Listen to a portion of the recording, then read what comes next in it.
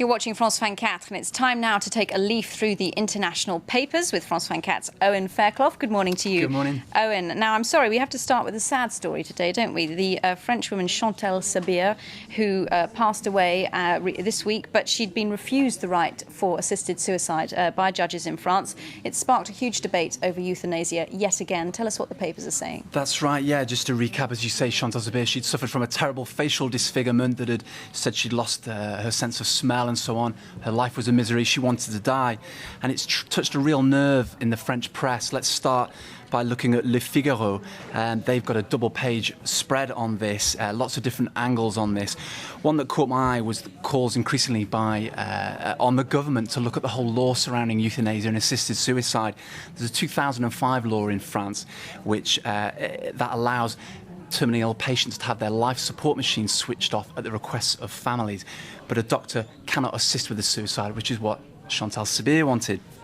They also quote some interesting testimony from two cancer specialists who say that in spite of the law in France which bans assisted suicide, it does go on. It's impossible to say how many. Libération, the other French daily, also takes up this story. Now, in an editorial there, they say that the whole situation reeks of hypocrisy. They estimate that thousands of terminally ill patients in France die each year under assisted suicides, but these people benefit from special relationships with medical staff and so on, so they manage to get around the law that way. They also look at a Belgian writer. They contrast the whole situation in France with other European countries like Belgium, which allow euthanasia. In Belgium, a writer there who had Alzheimer's disease passed away, it appears, very peacefully on Wednesday, surrounded by his family. He took advantage of a lethal injection, which was completely lawful. Now, it's not just, of course, in Belgium, but also in Spain this has been picked up today, this story, hasn't it? Tell us about that. That's right. The Spanish daily El País has an editorial there. They make the point that this subject never really gets an airing in Spain. It's a taboo subject. The influence of the Catholic Church there has a large grip over political life.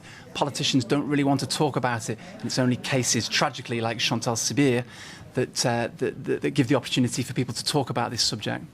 Now, I'm following the US presidential elections like some kind of novel or teleseries. I'm absolutely loving it. And this week, we've already had a row about Barack Obama's passport.